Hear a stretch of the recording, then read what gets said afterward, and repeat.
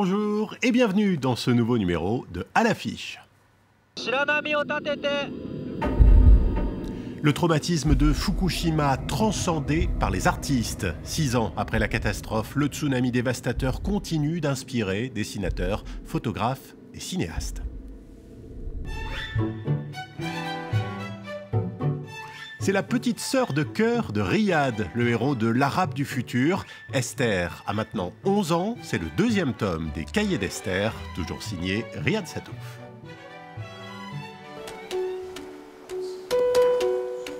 Et puis Paris redécouvre Pissarro. 2 grandes expositions rendent hommage en ce moment même au premier des impressionnistes.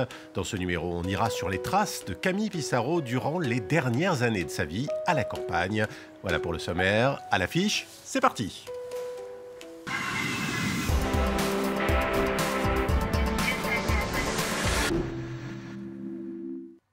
Et pour commencer cette édition, on va revenir sur un triste anniversaire, celui de la catastrophe de Fukushima. Il y a 6 ans, presque jour pour jour, un séisme puis un tsunami frappait la côte est du Japon. 3 des réacteurs de la centrale nucléaire de Fukushima entraient en fusion, provoquant des fuites radioactives majeures. Les conséquences de la catastrophe sont encore très concrètes dans la région, mais elles inspirent aussi des artistes du monde entier. Manga, photographie, cinéma. C'est un reportage de Renaud Lefort. Vendredi 11 mars 2011, la Terre s'ouvre dans le nord-est du Japon. Des vagues comme des mâchoires broient la centrale nucléaire de Fukushima.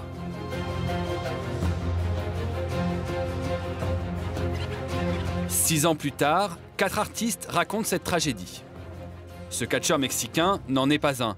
C'est un dessinateur japonais de manga qui souhaite garder l'anonymat. Un des rares volontaires à être allé travailler dans ces demeures du chaos que sont les réacteurs nucléaires.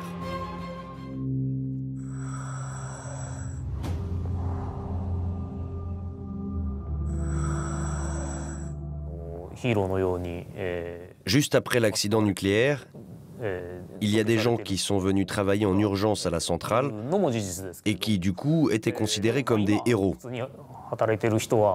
Mais aujourd'hui, les gens qui y travaillent sont des employés comme les autres. C'est un lieu de travail bien plus normal que ce qui est dit à travers le monde, de même pour les villes environnantes. Il n'y a presque plus de quoi s'inquiéter. Un trait fin, presque documentaire, sans chercher à enjoliver ou enlaidir la réalité. Un témoignage rare dans un pays miné par le manque de transparence sur la catastrophe. Comme Tatsuta, 2 photographes français n'ont pas eu peur de revenir sur les lieux du drame. Carlos Ayesta et Guillaume Bression ont photographié le retour des habitants sur leurs anciens lieux de vie.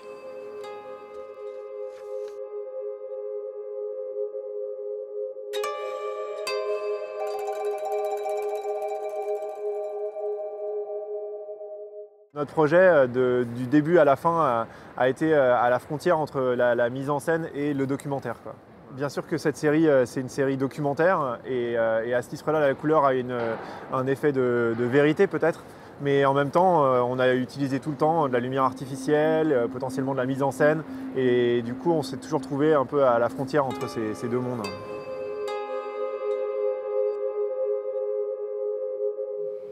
その中で帰りたいなっていうのはおかしいんだけど、そう言わないと今生きてられないというか、元気でいられないというか、男の人は。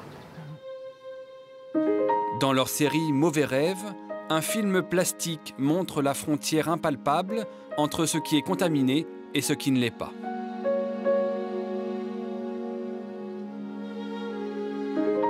La fiction révèle aussi le réel chez la réalisatrice allemande Doris Dori et son Fukushima Mon Amour. Une vieille habitante de Fukushima obtient d'une jeune Allemande un peu paumée qu'elle la conduise en zone interdite dans les ruines de sa maison. You were a geisha? I am a geisha. The last one here.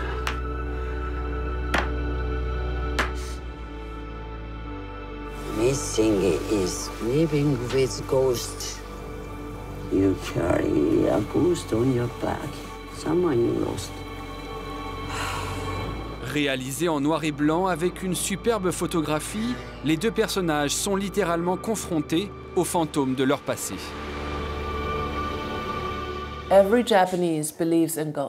Tous les Japonais croient aux fantômes. Ils sont réels et donc c'est normal de les voir. Je comprends les Japonais quand je me dis que les esprits ne sont que des images mentales. Les fantômes sont des souvenirs qui vous torturent, mais ils sont vrais. C'est seulement une question de perspective culturelle et de langage. Réalisateurs, photographes, mangaka, tous ont manifesté leur désir de continuer à porter leur plume artistique dans cette plaie encore profonde.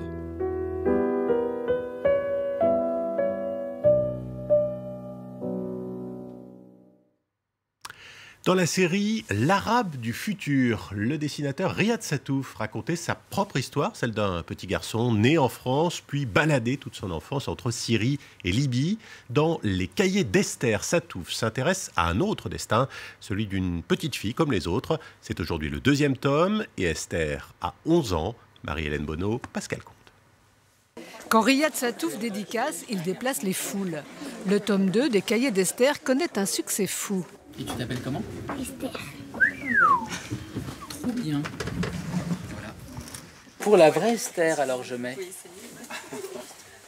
Dans la BD, Esther a 11 ans. L'auteur la raconte au quotidien et les lecteurs de tous les âges s'y reconnaissent. J'aime bien les histoires où il y a des enfants. Je suis Esther au garçon. Parce que j'ai les mêmes choses dans mon école, j'ai les mêmes histoires.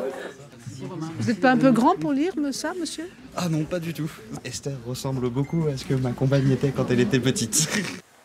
C'est dans cet atelier que Riyad Sattouf dessine Esther depuis qu'elle a 10 ans. Elle existe vraiment, mais qui est-elle exactement? Je la qualifierais de petite fille sans histoire, entre guillemets. C'est-à-dire qu'elle est plutôt mignonne, elle est populaire dans son école, ses parents s'aiment, et elle rêve que d'une chose dans sa vie, c'est du moment béni où son père lui achètera enfin un iPhone. Les Cahiers d'Esther sont presque un traité de sociologie. Ils évoquent l'actualité. Bon, en fait, elle était trop contente parce qu'elle ne s'était pas rendue compte qu'il y avait un attentat, parce qu'elle était trop contente, elle avait le droit de regarder la télé. Mais elle regardait Réponse. Réponse, le dessin animé. Auteur à succès avec l'Arabe du futur, vendu à 1,5 million d'exemplaires dans le monde, Riyad Sattouf s'inspire de son maître. Toujours une photo d'Hergé dans mon bureau quand je travaille. Hergé, le papa de Tintin. Et donc, de voir sa tête tous les jours, c'est comme s'il était avec moi en atelier et qu'il me dit « C'est important, fais attention que tes textes soient bien lisibles, les bords de tes cases bien droits et que tout soit bien clair. Et range un peu ton ego de manière à ce que le lecteur puisse bien comprendre ce que tu veux raconter. » En attendant de devenir le futur Hergé, il a prévu de suivre Esther jusqu'à ce qu'elle ait 18 ans, avec un album par an.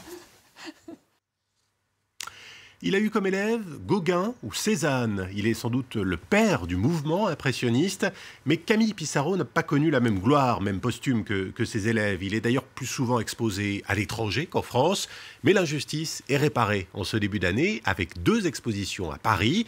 Une grande rétrospective, d'abord au musée Marmottan-Monet, Pissarro, le premier des impressionnistes, c'est son titre, et c'est jusqu'au 2 juillet. Et puis pour découvrir un Pissarro plus intime, il faut se rendre au musée du Luxembourg. Cette 2e exposition s'intéresse aux dernières années du peintre dans un petit village au nord de Paris. Marie Bérurier, Yvon Baudin. Camille Pissarro est exposé dans tous les grands musées du monde. Mais curieusement, ces tableaux-là, personne ne les connaît. Des scènes champêtres et lumineuses peintes par le père de l'impressionnisme à Éragny, dans le Val d'Oise. La plupart de ces toiles sont dans des collections privées, inaccessibles. Et si on les redécouvre aujourd'hui, c'est grâce à Joachim Pissarro, l'arrière-petit-fils du peintre. Ces œuvres ont disparu du regard du public. Et puis, il n'y a pas une seule collection muséologique qui regroupe, contrairement à Monet, un ensemble conséquent de ces œuvres. Donc il a fallu faire un travail de détective, un travail de recherche en fond, qui permette de réassembler ce travail. Nous sommes retournés à Éragny, au nord-ouest de Paris. Et plus d'un siècle après la disparition du peintre, rien n'a bougé. Son atelier, sa maison sont toujours là. Et pour l'autre arrière-petit-fils de Camille Pissarro, c'est émouvant de revenir ici.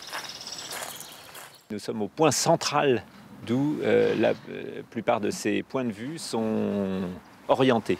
Et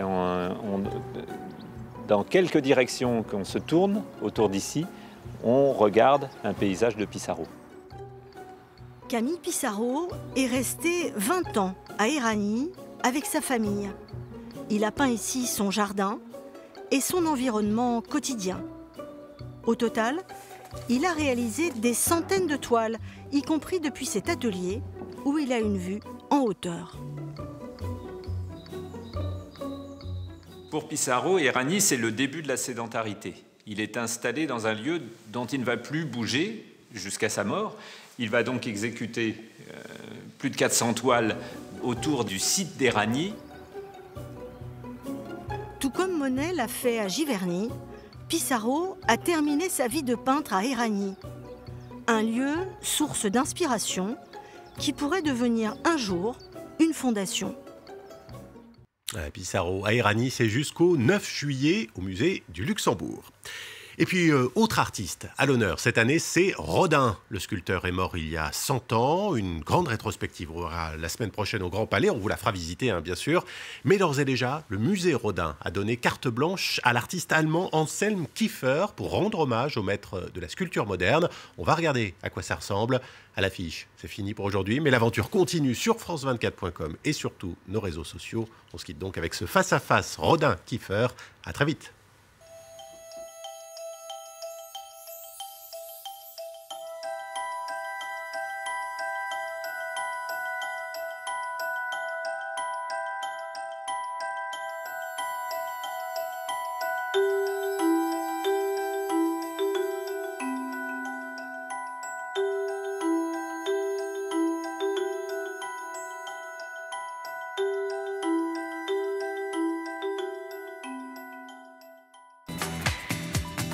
Le Paris des Arts, présenté par Valérie Fayolle.